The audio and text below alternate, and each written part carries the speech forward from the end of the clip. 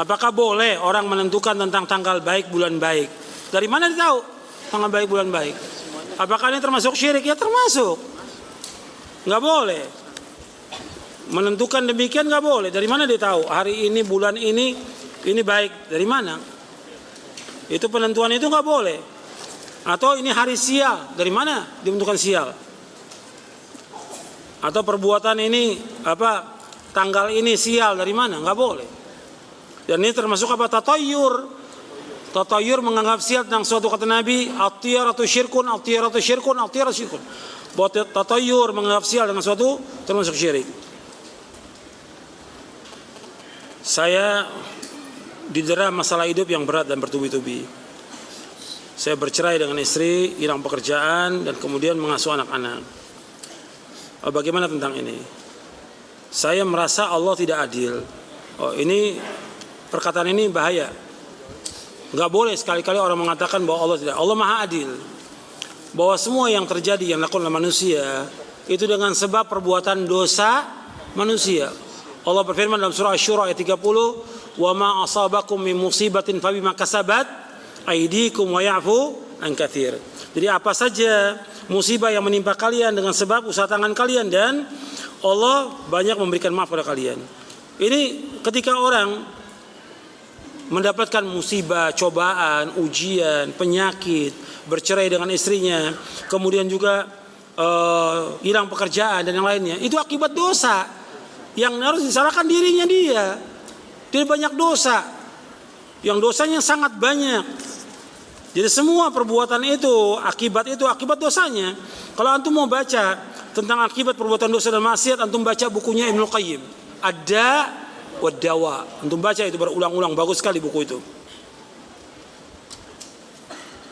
Saya sudah lama ngaji, tapi saya belum bisa meninggalkan perbuatan maksiat atau dosa. Dan dosa ini sudah besar, ya wajib ditinggalkan. Wajib ditinggalkan. Apakah itu musik, lagu, khamr, narkoba, atau yang lain, wajib ditinggalkan, nggak boleh dia. Apalagi mendekati perbuatan zina. Kalau enggak, berat buat dia. Di dunia berat, akan diazab oleh Allah. Di akhirat juga berat buat dia. Karena dia tahu perbuatan itu maksiat, tapi dia masih lakukan. Makanya ada orang-orang yang melakukan amal-amal soleh, kata Nabi SAW, seperti gunung Tihama. Besar gunung Tihama. Kemudian Allah hapuskan amalnya semuanya. Kenapa? Karena dia apabila melewati apa-apa yang dilarang oleh Allah, dia pelanggar. Hadis ini sahih, diriwayatkan oleh Imam Ibnu Majah. Innahum idza khalau bimaharimillahi intahakuha, kata Nabi. Dia apabila melewati apa yang diharamkan Allah, dia langgar perbuatannya itu, maka Allah hapuskan amalnya. Waliyadzubillah. Rugi dia dunia, rugi akhirat. Makanya orang yang sudah ngaji, dia wajib menjaga diri. Tujuan dari pengajian, tujuan dari nuntut ilmu, yaitu takut kepada Allah. Makanya kata Imam Ahmad bahwa al-ilmu itu apa? Khasyatullah. Ilmu takut kepada Allah. Antum baca ulang lagi dah. Antum ini ngaji nuntut ilmu, antum baca ulang lagi.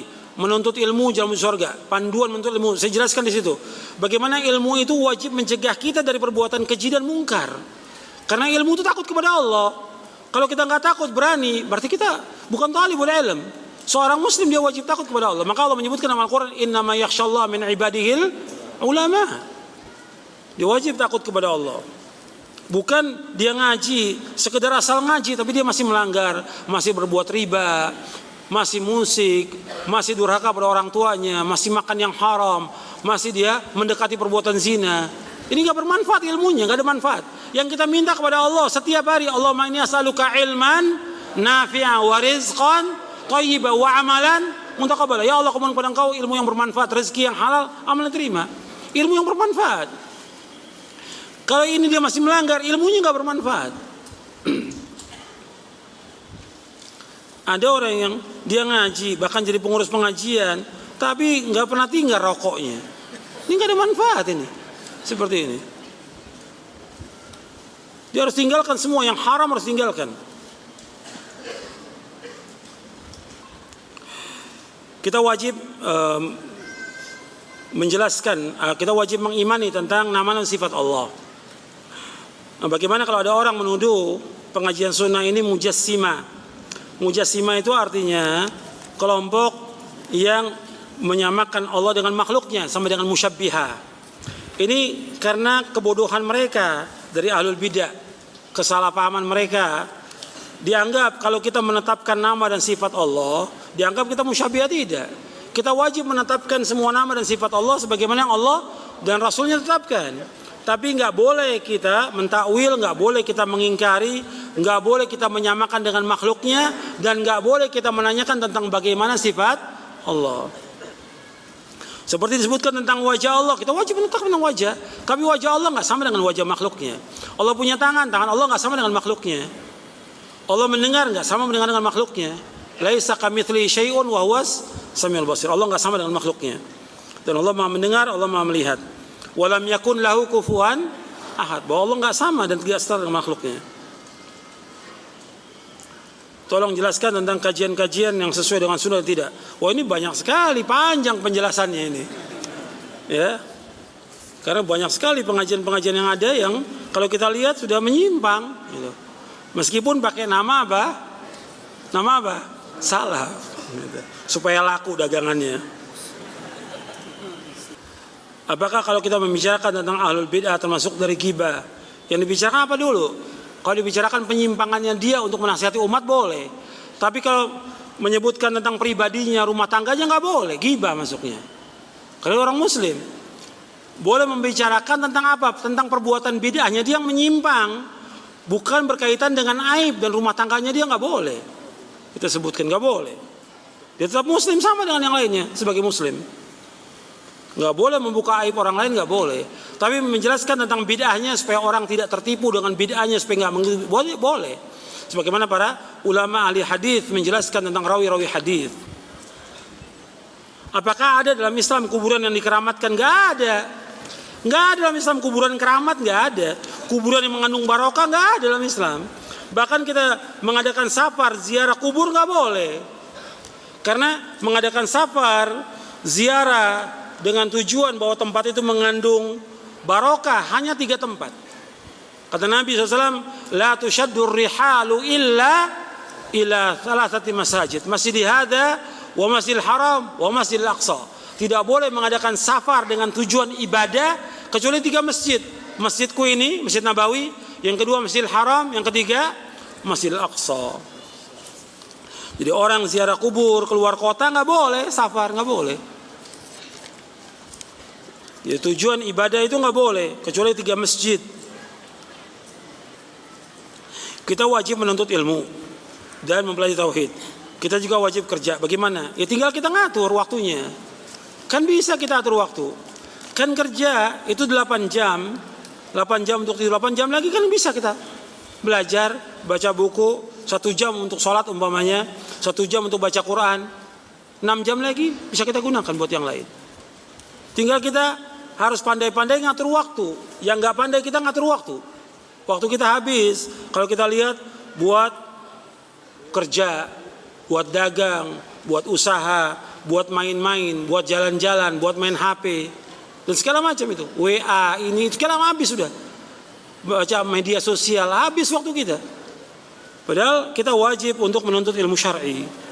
Dan menuntut ilmu ya kita merujuk kepada kitab-kitabnya. Bukan kita nuntut ilmu dari Google, bukan. Bukan. Nuntut ilmu dari kitab asli, Quran dan Sunnah, ala fahmi salaf.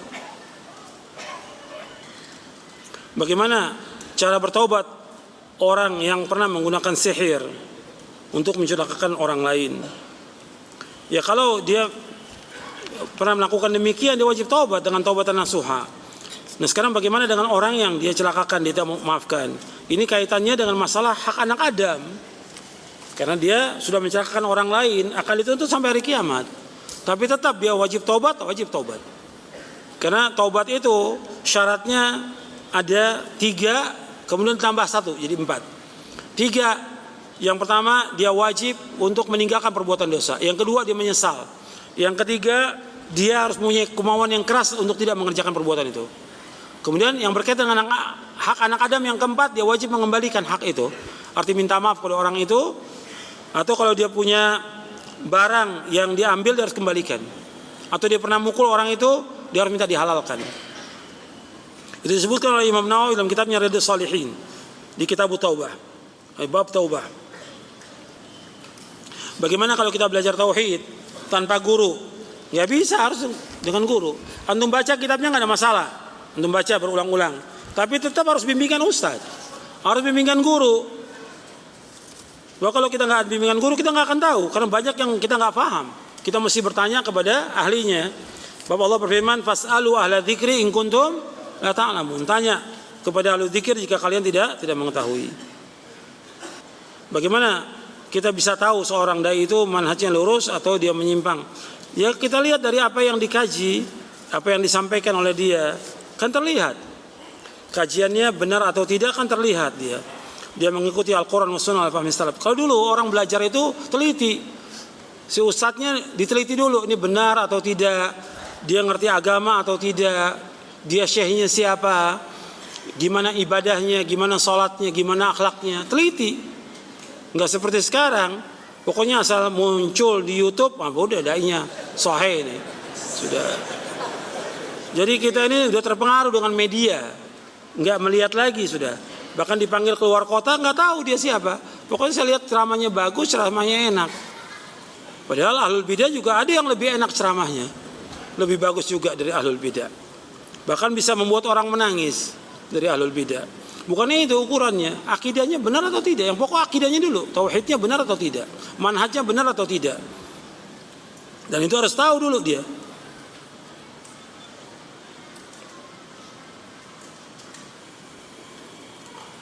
Apakah boleh kita minta didoakan oleh manusia? Ini pernah terjadi di zaman Umar bin Khattab radhiyallahu an. Ada orang datang kepada Umar bin Khattab, kemudian minta doa kepada Umar. Kemudian Umar mengatakan, apakah kami ini para nabi? Kata Umar, apakah kami ini para nabi? Kami bukan para nabi. Kalau nabi betul, doanya mustajab dan dikabulkan. Jadi orang datang kepada Umar, Umar minta, orang itu minta doakan. Kata Umar, kami bukan para nabi, kamu berdoa sendiri. Kalau yang memang ada nas, ada dalil, boleh. Seperti Nabi menyebutkan tentang Uwais Al-Qarni. Kalau dia datang, kamu minta kepada dia agar Allah mengampuni dosa kamu. Ketika Uwais datang, Umar minta sesuai dengan hadis Nabi. Uwais, tolong doakan saya. Karena ada dalil. Jadi kita semuanya berdasarkan dengan dalil. Ada dalil kita ikut, enggak? Kita enggak ikut. Yang terbaik kita berdoa masing-masing. Sebagaimana Allah berfirman, "Ud'uni astajib lakum." Berdoa kepadaku tanpa perantara, langsung Allah akan kabulkan doa kalian. Bagaimana supaya kita memantapkan hati kita bahwa kita di dunia ini untuk beribadah kepada Allah? Ya sudah jelas nasnya dalam Al-Quran. Wa ma khalaqtul jinna wal insa illa liya'budun. Maka kita harus belajar supaya kita paham. Dan juga kita harus tahu bahwa kita hidup ini diciptakan oleh Allah untuk ibadah. Tapi enggak lepas juga kita ini di muka bumi untuk memakmurkan muka bumi ini. Ibadah kepada Allah, memakmurkan muka bumi kita tetap. Kita usaha, dagang dan yang lain. Enggak boleh ditinggalkan, enggak boleh. Enggak boleh, kita ibadah aja, kita enggak mencari nafkah, enggak boleh. Kita wajib mencari nafkah. Kita enggak boleh mengharap sesuatu dari manusia, enggak boleh. Enggak boleh kita menjadi beban buat orang lain, enggak boleh. Kita wajib mencari nafkah untuk diri kita, istri kita, orang tua, anak, wajib. Kemudian juga kita jangan terpengaruh dengan dunia. Jangan kita dilalaikan oleh dunia, jangan dilalaikan oleh harta. Tujuan hidup kita adalah sorga.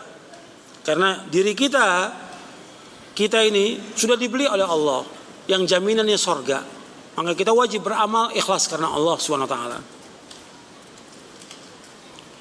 Bagaimana kalau orang melakukan kesyirikan, dia berbuat bid'ah atau dia tidak menuntut ilmu syar'i, apakah dia ada uzur di negeri kaum muslimin? Ya dia wajib belajar kan. Ketika dia nggak nuntut ilmu, dia berdosa kan. Ketika dia berbuat bid'ah, berbuat kesyirikan, dia salah. Kenapa dia berbuat kesyirikan? Kenapa dia nggak belajar? Dia salahnya dia nggak belajar. Dia harus bertanya kepada ahli ilmu. Dan ini banyak di negeri kaum muslimin. Ada para ulama, ada para dai yang dia harus bertanya. Di dalam Al-Quran Allah sudah jelaskan tentang tidak boleh mengikuti para pembesar, para tokoh, nggak boleh mengikuti orang-orang tertentu, nggak boleh. Allah sudah sebutkan dalam Al-Quran. Dia wajib mengikuti dalil. Bagaimana kita menyelamatkan saudara kita yang dia tawaf di kuburan? Ini perlu tahu, tawaf di kuburan ini syirik. Bahkan sebagian ulama mengatakan dia murtad dari agama. Karena tempat tawaf di muka buminya satu, di mana? Di Ka'bah. Yang ada di Mekah Al-Musyarrafah. Nggak ada lain. Tempat untuk tawaf nggak ada di muka bumi ini kecuali hanya di Ka'bah. Kalau orang yang tawaf ya sudah termasuk murtad dari agama, keluar dari agama Islam ini. Itu disebutkan dalam kitab-kitab tauhid dan syarahnya. Maka antum coba ingatkan lagi dia dengan cara yang baik supaya dia bertobat dan dia mengucapkan 2 kalimat syahadat lagi. Bagaimana kalau saya tinggal dengan orang tua dan selalu mendapatkan tantangan ketika menyampaikan tentang sunnah kepada orang tua. Ya kalau antum sudah berkeluarga ya mesti pindah. Jangan tinggal bersama orang tua. Kalau antum sudah berkeluarga, sudah punya istri, punya anak, sudah punya istri aja harus pindah. Jangan hidup bersama orang tua. Antum harus mandiri. Dan dengan itu antum bisa bebas dalam melaksanakan sunnah-sunnah Nabi SAW. Tetap kita wajib berbuat baik pada orang tua, wajib berbuat baik pada orang tua. Tapi harus kita tinggal sendiri, punya rumah sendiri. Paling tidak kita kontrak, jangan bergabung dengan orang tua. Apakah orang yang berjenggot dan berhijab itu dikatakan salafi? Ya enggak juga. Banyak ahlul bidah juga yang berjenggot pakai hijab, ahlul bidah. Dilihat dari akidah, dari manhajnya. Bagaimana akidahnya? Banyak kalau kita lihat firqah-firqah yang sesat juga berjenggot, istrinya juga pakai cadar. Enggak disebutkan salafi. Jadi penyebutan salafi itu kepada orang yang akidahnya benar, manhajnya benar itu. Itu yang pertama itu dulu. Jadi kadang-kadang salah orang dalam menilai itu. Dianggap kalau dia sudah berjenggot, tidak cingkrang, istrinya pakai cadar, itu salafi. Ini juga salah. Sehingga kadang-kadang cukup dengan jenggot dan tidak isbal, bagi dia udah cukup. Jadi nggak perlu ngaji lagi udah salafi, udah dijamin dengan sorga seolah-olah demikian. Gitu. Makanya banyak kita lihat orang-orang ya yang dia berjenggot gak pernah ngaji. Gitu. Kepengennya ngatur dakwah, kepengen jadi panitia, kepengen jadi IO atau yang lainnya. Gitu. Tapi nggak pernah ngaji. Gitu. Jadi modalnya apa? Cuma apa? Jenggot dikit di sini. Sama tidak isbal. Nggak cukup. Dilihat dari akidahnya dulu, manhajnya benar atau tidak. Dan dia wajib nuntut ilmu. Nggak boleh berhenti. Sampai kapan nuntut ilmu? Sampai mati. Kalau sekarang ini kalau kita lihat, kalau udah jadi panitia pengajian, wah udah.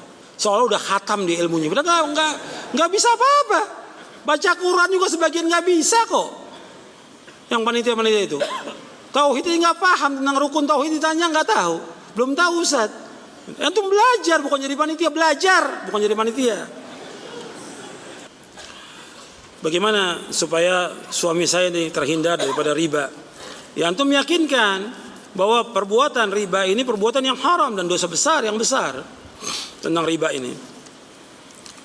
Jadi riba itu harus dijelaskan kepada suami anti ini untuk meninggalkan riba. Kalau rezeki pasti dikasih sama Allah. Memang ketika dia berhenti dari perbuatan riba itu, tidak kerja di tempat-tempat riba, dapat cobaan, ujian, dan itu biasa. Cobaan ketika dia taubat dikasih cobaan. Ya maisha belum ada, mata pencarian belum ada, masih nganggur, harus sabar. Tapi tetap dia berusaha untuk mencari dan pasti Allah berikan rezeki kepada dia yang lebih baik dan lebih berkah. Bagaimana kalau seorang dia mengutamakan ma'rifatullah namun syariatnya tidak jalankan? Ya, ma'rifatullah artinya mengenal tauhid dan mengamalkannya. Bukan seperti orang-orang tasawuf tarekat. Ma'rifatullah dianggap oleh dia mengenal dengan hati. Tapi yang lain ditinggalkan dari syariatnya. Gak boleh. Yang dikatakan ma'rifatullah mengenal Allah dan mengamalkannya. Dan dia wajib melaksanakan syariat seperti sholat, puasa, zakat, haji dan yang lainnya wajib dilaksanakan. Orang tua saya mengikuti seorang ustadz. dia mengajarkan amalan dan ada kifaratnya. Kalau ingin sesuatu seperti keluar penjara, proses lahiran lancar, harus membayar kafarah. Bayarnya 1 juta. Apakah termasuk ajaran yang benar? Ajaran yang sesat ini namanya. Sesat. Nggak ada dalam Islam membayar kafarat kepada ustadz, nggak ada. Nggak ada ini.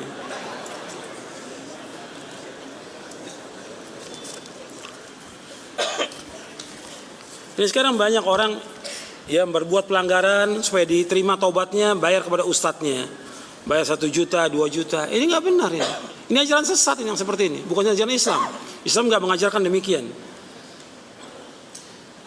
Dia taubat, wajib taubat kepada Allah Taala, bukan kepada syekh, bukan kepada ustadz. Taubat kepada Allah dengan taubatan nasuha. Dan nggak ada taubat ada bayarannya, nggak ada. Bagaimana kalau ada kita pesan-pesan dan juga mantra-mantra yang dibikin seperti batu dan segala macam? Apakah ini syirik? Ya jelas syirik ini. Ini masuk bagian daripada apa? Jimat-jimat. Kata Nabi, inna ruqa wa tama'ima wa tiwalata syirkun. Sesungguhnya ruqyah-ruqyah, jimat-jimat, tangkal-tangkal itu syirik.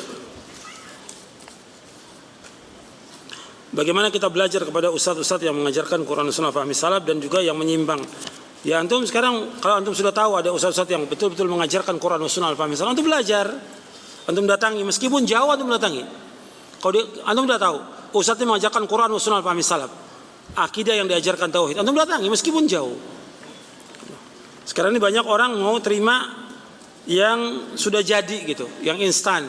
Pokoknya yang disampaikan udah, tinggal. Padahal dia harus belajar. Dulu para ulama salaf belajar sungguh-sungguh sampai mencari satu hadis aja itu berjalan siang dan malam. Sampai berjalan 1 bulan perjalanan untuk mencari hadis. Jadi harus berjuang untuk mendapatkan ilmu yang bermanfaat itu. Orang kafir, kita wajib barok dengan orang kafir. Nah, bagaimana dengan muamalah kita dalam sehari-hari dengan orang kafir? Diatur dalam Islam. Diatur dalam Islam. Muamalah dengan mereka boleh, kayak jual beli, dagang, pinjam meminjam, gadai menggadai boleh. Nabi juga pernah tergadai baju besinya dengan orang Yahudi. Boleh. Tapi kita mencintai mereka, menjadikan mereka sebagai sahabat, nggak boleh dalam Islam. Kan kata Nabi SAW, la tusahib illa mu'minan wa la yaqul ta'amaka illa taqiyun. Jangan kalian bergaul melainkan kepada orang yang beriman saja. Dan jangan makan kalian makan orang-orang yang bertakwa kepada Allah. Jadi kita nggak boleh menjadikan orang kafir itu sebagai teman dekat kita, sahabat karib kita, nggak boleh. Banyak di dalam ayat Quran berapa ayat menjelaskan tentang itu. Nggak boleh kita. Dan mencintai mereka nggak boleh. Tapi muamalah dengan mereka dalam artinya jual beli boleh. Dalam Islam boleh.